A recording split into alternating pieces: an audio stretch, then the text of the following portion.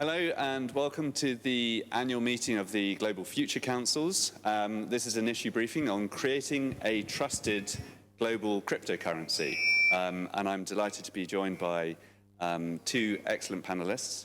Elizabeth Rosiello, who's the Chief Executive Officer and founder of Aza Finance, which used to be known as BitPesa. And Catherine Mulligan, who's the visiting researcher at Imperial College London at the Centre for Cryptocurrency Research and Engineering. And you're also the Chief Technology Officer of GovTech Labs in the UK. Thank you very much for joining us here. Now, the central question we're looking at is we have countries like China. They're preparing to launch state-backed cryptocurrencies, but there are also various private sector initiatives, and they're trying to do the same. Some are faltering. So what is required to create a trusted global cryptocurrency in the current economic and regulatory environment? I think just before we sort of answer the bigger question, for people who are watching who want to get up to speed, can you start by telling us what the most common forms of cryptocurrencies are? Maybe I'll take one and let Kathy do the second and third. So in our group, we've been talking a lot about how to break down the general categories. So this is by no means extensive, but we've categorized it, or we'd like to think about categorizing it on how the system or the cryptocurrency, and by the way, it's not just the actual asset or a coin or currency, it's actually the way the whole system is operated. So if you think about the way the system is operated, you can think about who issues it, who's in charge of it, who makes decisions in it, and what are the rules around it. And if you think about that, the first category is the one that gained notoriety less than a decade ago, but is in the news so far, which are the Bitcoins, the Litecoins, the Ethereum. These are considered decentralized governance. Some are more decentralized than others. You have the added one of a DAO, which is a decentralized autonomous organization. So these are kind of organizations that run by the code. So literally strangers could meet on the internet. These are like communities, basically. Exactly. So anybody on the internet could meet, can join, can download the software, and can participate. And in some of these, you can have equal rights.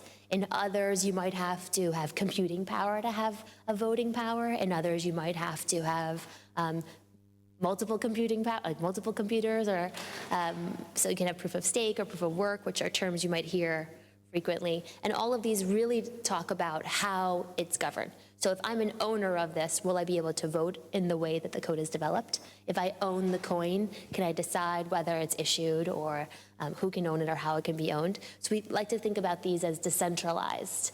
And the other term you can commonly hear is permissionless. So you can think about nobody's really telling you, no, Elizabeth, you cannot spend it, or no, you cannot own it, or you cannot trade it. Others think of permissionless as in nobody knows who's transacting on the system. That would be even more autonomous or even anonymous. So when you think about it, Bitcoin, for example, is the most popular one that came out, and that is not exactly anonymous. It's more like pseudonymous. So if you can track it back to your IP address, and a lot of criminals have been tracked using this. There are other ones which offer more privacy or less privacy. That's really the first category, which I think gets most of the press coverage. And then after that, there were...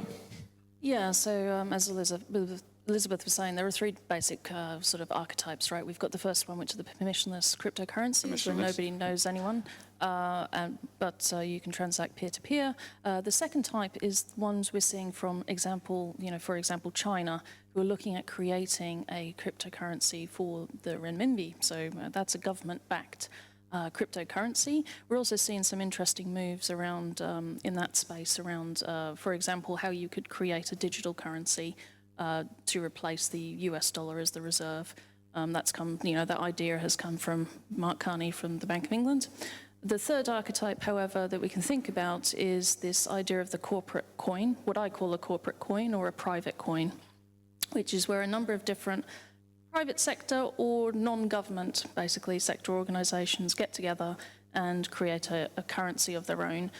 The most common example that people talk about in that space is Libra, but it's not the only example. And I think the key thing to remember about those three different types is actually it's the governance mechanisms that differentiate them, really. So you can use the same technology in all three, but the governance around who is taking decisions and who is controlling those currencies is what is different. Right. Okay. Okay. And you mentioned Libra. That's the one that's backed by Facebook. Okay. What are some of the, I guess, real-world opportunities or implications of these different types of cryptocurrencies? If I could go to you first. Okay, sure. So I think the first thing is understanding what these governance implications mean. So firstly, there's a huge amount of opportunity here to create really innovative interactions with money. So effectively, you can think about cryptocurrencies giving you an API to finance, really, in some format. The other thing to think very carefully about, however, is what it implies if large corporations such as Libra and Facebook, take control of a currency that potentially, might have impact on 2 billion users. And the reason to understand the issues around that is because it is actually, that's corporations taking the role that government used to have of setting and managing, controlling currency. So those implications are actually extremely important to understand because they're becoming a de facto government in some form by doing that. Yeah. So the implications of that governance is really important. So imagine if you had frequent flyer miles, and let's say we have Lufthansa miles. And Lufthansa creates these miles, and it creates a coin out of these miles, and no longer can you just book flights with your Lufthansa miles on Lufthansa. What if you could then trade those Lufthansa miles at your corner supermarket? If you could pay your rent in Lufthansa miles, you could trade them with each other. All of a sudden, Lufthansa no longer has centralized control over that. That's similar to what Libra is trying to do. They're creating the miles, the coin.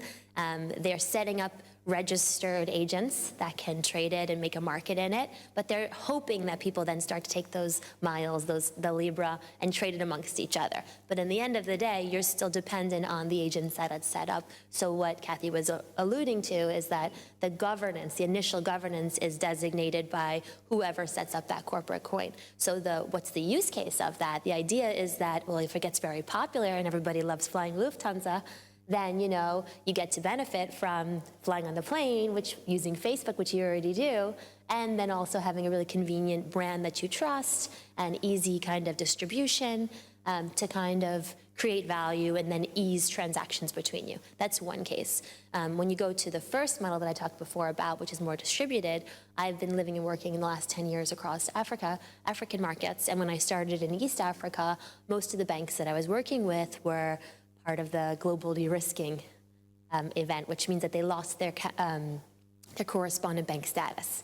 So suddenly when I went to my local bank in Kenya, Nairobi, it was very difficult to send an international transaction because first I had to take my Kenyan shilling, purchase US dollar through a intermediary. That US dollar would go through either Deutsche or Citibank or Standard Chartered and then go somewhere else. So the cost of transactions in Sub-Saharan Africa rose almost to 10% in some markets, up to 20% in other markets. I actually wanted to ask you that, just on that point, how do people actually use sort of cryptocurrencies? Yeah. Like how do you as a consumer? So when cryptocurrencies first came out, they said, well, instead of actually going through this traditional system, what if we had a way to send value straight from one currency to another without going through the USD denominated SWIFT system? And so a lot of companies like Coins in the Philippines, Bitso in Mexico, Bitpagos in Argentina, initially Circle when they first launched, and many others, and us in Kenya, started as a way to create not only P2P mediums of exchange, but also B2B, and no longer transact directly through. So to trade those Lufthansa miles supermarket to supermarket, as opposed to going back up to the Lufthansa website. But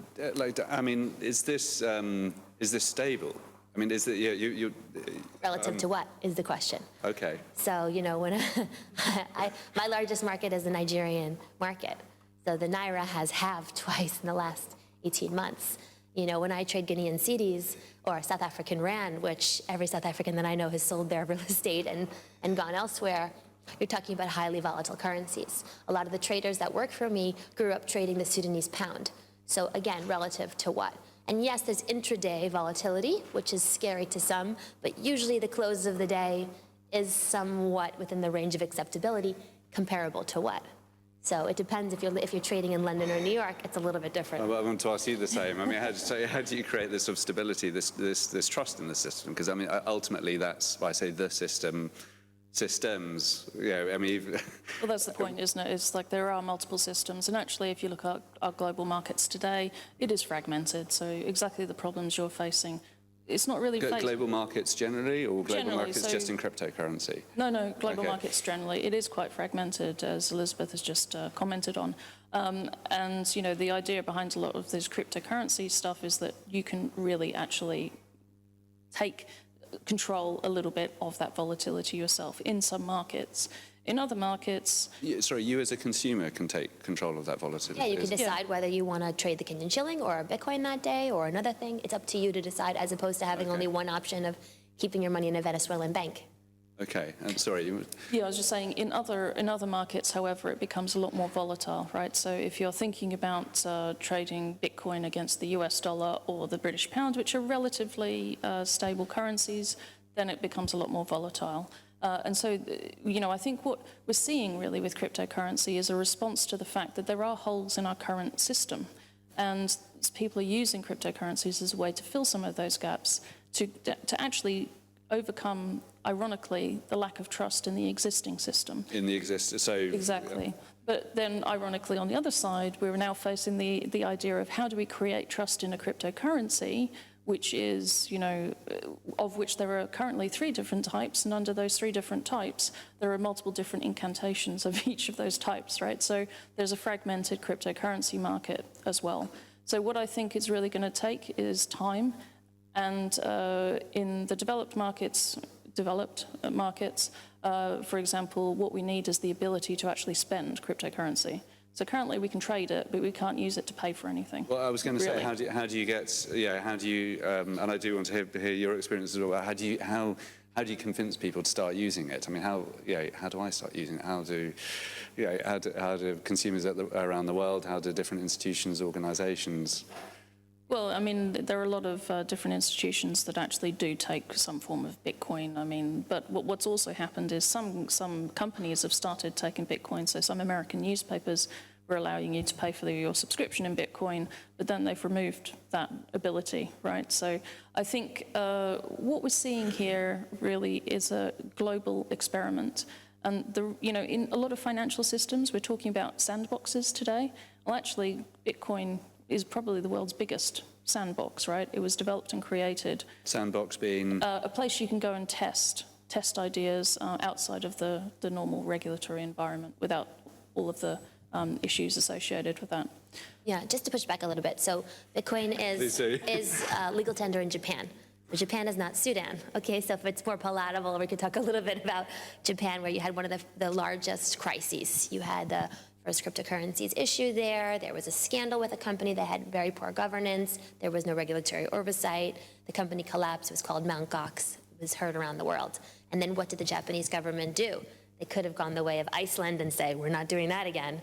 And rather what they did is they took less than 2 years to issue very complex, strict, but clear regulation on how Bitcoin and cryptocurrencies of the first category could be used in the country.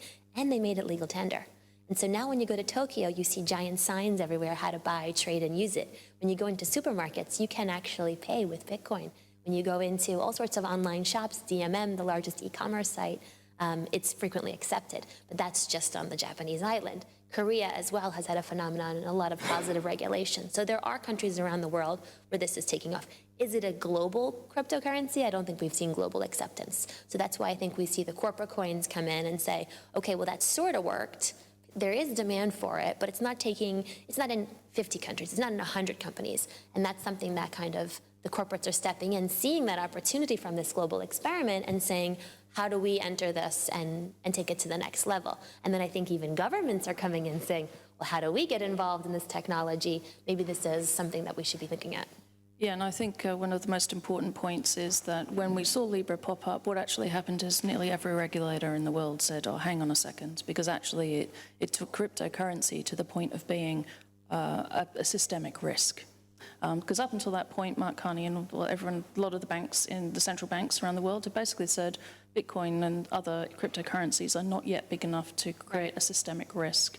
So what is happening, I think, is we are seeing corporates stepping into what is a regulatory vacuum. And so I think there is a really important piece of work that needs to be done over the next couple of months, helping regulators understand how to appropriately regulate for cryptocurrency in a way that protects consumers, protects their financial stability in the institutions, but also ensures that people aren't tempted necessarily to step into corporate coins which are replacing that vacuum, if that makes sense. So they've taken over that vacuum. So how do you start sort of regulating this? I mean, what are the steps that need to be done? I mean, we're talking trust and governance and. Would you ever have a stock exchange where just one company could list? Would you ever have a stock exchange where there was just, one person in charge of the rules? Would you ever put one person in charge of a major kind of part of the financial system? So when you have something like a corporate coin, like let's say an Amazon coin or a Microsoft coin, back in the days when nobody had an Apple and everybody was using Microsoft, and you give, I think the European Union stood up quite loudly and said, no, we don't want Microsoft to have this kind of power. And there was a lot of antitrust litigation in Europe, and they made it quite clear that that was not something they wanted, even just to have software. Now imagine if that was attached to all P2P transactions. What if you merged Visa, MasterCard with Microsoft and created one company? This is the kind of thing that could happen with a very large corporate-backed coin or a non-government coin.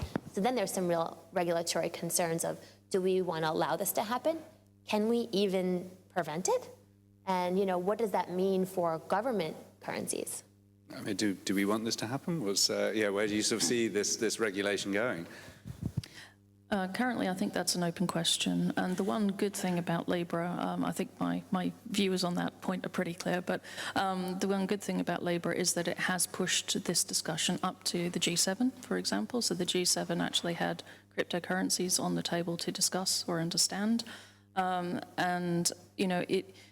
one thing I will say is it's not something we can rush into. And because currency, money, assets like this really do affect every aspect of our society and every member of our society, it's something that we really need to think about, not rush into. But I mean, you say we shouldn't rush into it. The trend with so many technologies is that it outpaces our ability to regulate. The technology or the way people use technology is going so quickly, and some of these cryptocurrencies are backed by large technology companies where there have been big concerns about the handling of private data. So, I mean, surely we have to move very quickly now. Yes, I mean, you could move very quickly. We have to move quickly with the regulation. With the regulation, exactly. And I think there is a difference between the previous generations of technology, for example, IoT or things like that, because currency is actually a fundamental part of a lot of our societies, right? And we elect our governments to take care of that for us. Corporate coins are stepping into what is traditionally a government space, where corporations are creating money. That's a fundamentally, for me, very different sort of approach. But it's interesting that, sorry to interrupt, but that sometimes when there's a lack of government, like we mentioned in some of these markets around the world where there's a lack of real government stability, this has helped the citizens. But in some ways where there is more government stability, it might be a detriment. So I guess it's a spectrum of where it can help or can hurt. Exactly, and that's why we need we need global cooperation on this. I think different governments need to work together to understand that. Do you see that happening? I mean, given there's a lot of polarization. For sure. I think it's actually starting. I think there's less polarization around the issue of cryptocurrency than people really. Than we see in other areas of geopolitics. Right, Madame Lagarde of the IMF has been publishing for 2 years. I've been quoting this for the last 2 days, but she was quite famously at the last Davos convening, published quite openly that she believed that decentralized technology and distributed currencies and cryptocurrencies are a real opportunity to redistribute wealth and participation to frontier and emerging economies. So I think it's important. And she also said we have to understand that to ensure the typical financial security and stability that we're used to, we have to make sure we have the right regulation without restricting innovation. And of course, it's always difficult to draw that line. I want to open up to questions on the floor. Do we have a microphone nearby? Can you? Thank you. I think just maybe please come. Hi, I was interested with your Africa experience. Sorry, can you say? Oh, okay. I was interested in your Ann Can you say who you are and the organisation? Alexander from the Alexander Forbes Research Institute, and I was at the summit in Africa, and they were talking cryptocurrencies, and out of that came an interesting question as to whether or not Africa could create a cryptocurrency for transactions. What happened? I mean, you look at Zimbabwe, for example, and the craziness in the currencies there. I'm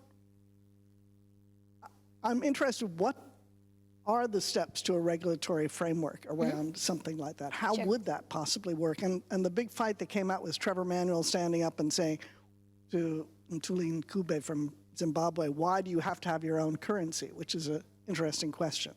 So why do people have to have their own currencies? Yeah. And what are the chances of, what are the regulatory frameworks that would have to? Yeah, a couple of points in there. So first, Zimbabwe is a great experiment for where Bitcoin has helped a lot of people and has allowed them to have something that was recognized internationally. And in Mark Carney's speech, he talked about the idea that distributed digital currencies could actually include people who've been left out of the USD market, so who don't have access to that, which is the case in Zimbabwe, where it's impossible to access USD with local currency. So, I mean, we have examples all across the continent that vary the spectrum. So we have Kenya, which was very early to ban any kind of cryptocurrency in the country. I think in 2015 they decided we don't really know enough about this, we don't like the way it smells, so no. So, and that is the same time when Japan went the opposite direction. 2 months later, you had the South African Reserve Bank, the SARB, published in March a very in-depth piece to say they don't believe there's systemic risk, and they were going to create their own pilot. They actually used a blockchain to connect all of the banks in the financial sector. They did a pilot, they discussed what the potential systemic risk could be, and they put a measured approach to how regulation could begin. And you've seen other African markets take that as a precedent. You saw Uganda and you saw Nigeria say that certain kind of cryptocurrencies, and they named them, and these are, not corporate coins, but they were early cryptocurrencies, and they said these ones pose a risk to customers. There's a consumer issue here, so watch out for that. So they continued their role as protecting the consumer, and they issued guidance on that. I think that's the first role, protect the consumer. The second role is cybersecurity. Is there some sort of risk to the government on the cybersecurity front? So you often saw governments have their cybersecurity squad and their committee step in and understand that. And then third, I think with the central bank's role of, stability, that's been a little bit slower and has followed suit to the rest of the world, like the FCA, in the UK and Singapore, who have decided that trading these currencies or operating within these currencies would be under the payment systems. So a lot of the regulation that's occurred around the world tends towards the monetary use case of that. So first with consumers, second with cybersecurity, and third with consumer payments. Money supply and taxation and inflation controls. How does that all work in cryptocurrency world? It depends on the market. So in the U.S., it's been quite clear about taxation. So the on-ramp and the off-ramp into these distributed currencies or these cryptocurrencies is where the taxation occurs. So, I myself am operating an exchange. So we actually buy and sell, and that's where the taxation occurs. In the United States as well, Coinbase, the largest consumer exchange for cryptocurrencies, works very closely with the IRS, as been widely reported in the press, and users of these cryptocurrencies get taxed on the inward and outward. In terms of the other, on monetary policy, we've never really seen a large enough percentage of economies go into this that it's become an issue to be addressed on that level. I'm conscious that we only have a couple of minutes left. So did you want to answer that question? And then we have two more questions from the floor. Sure. I was going to say monetary policy is the obvious one, which is managing and controlling inflation in your economy to a certain extent. But also that's where we can see issues around some of the larger consortia coins where you've got a bunch of software engineers basically trying to say that they're going to create a currency and they have not paid any attention at all to what monetary policy would look like in that space. So absolutely, yeah, I agree with that. Oh, antitrust as well as the other one for crypto, but yeah. Question from the gentleman here. Morning, my name's Kerry Thomas. I work for a company called Tortoise, a new startup. You've talked about most of these currencies as being tradable but not spendable, which seems to be the definition of an asset rather than a currency. And I wonder, for someone like me who wakes up in a cold sweat at the thought of Facebook controlling a currency which could pose a systemic risk, whether the best thing to do at the moment might not be to say, let's treat them that way, let's treat them as assets, not as currencies until we've got the regulation in place to figure out what to do with them. Yeah, my personal perspective, if I may, is that I think that, for example, you will see a lot of regulation come in for those, in particular for those coins, those type of corporate coins. I think what will happen is they will not be allowed to become currencies, if that makes sense, in the traditional meaning of the word. And I think there will be limitations on what they could be spent on. So, if Facebook says you've got to use Libra to pay for services within our social media platform, then there's sort of vendor lock-in issues that become quite problematic. So I think what's going to happen is you'll see it limited to a very particular area. And I would just say, if you expand your view beyond the UK and Europe or the most popular, presence here, you think about people all over the world use assets as spendable currencies. They hold their wealth in livestock and I worked in microfinance across 3 continents before I started this company, and we would count the livestock and people use that quite fungibly, actually.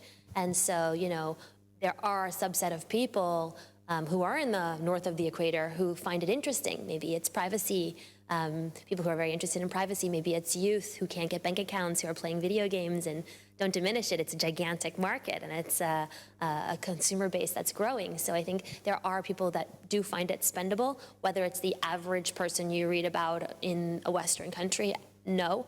But I think we could get to that place if it was sponsored by a brand like Facebook that has that kind of recognition and distribution. Last question. Thank you for interesting, dialogue here. Amjad from Ministry of Technology and Communication, Oman. Just my question to you. Do you think governments right now, they believe and trust local cryptocurrency more than global cryptocurrencies? It means that they are customizing their, the cryptocurrency. Maybe we'll witness a new, currency instead of having currency. Also, we'll have another one, cryptocurrencies, and with the same, for example, US dollar and US dollar cryptocurrency. Yeah, so we see some very small countries, small in terms of size of economy, doing just that. Bermuda is one of them. So the government has been very active in digitizing their currency and working with cryptocurrencies in a very kind of open way. So I think it as a competitive advantage or as an ability to participate. So I think maybe we should stop saying, regulatory arbitrage, and we just say lowering the barrier to entry and allowing more countries to participate. So for a country like Oman, it might be very interesting to kind of pursue that further and to think about how that would increase your citizens' ability to participate in global markets. Catherine? Yeah, and I think it's an interesting point. So for me, there's a strong possibility that you could have USD cryptocurrency or something like that sometime in the future. And again, I think working towards governments taking that decision rather than corporates, I don't care how big their brand is, being allowed to step into that vacuum. I think that's really important. And, encouraging governments to investigate and to also potentially build pilots in that space is really, really important, because then you can have informed discussions with companies and startups and all of that in this space. You really understand what's going on. Thank you. That's all we have time for, but thank you very much for having such an excellent conversation. Okay, thanks.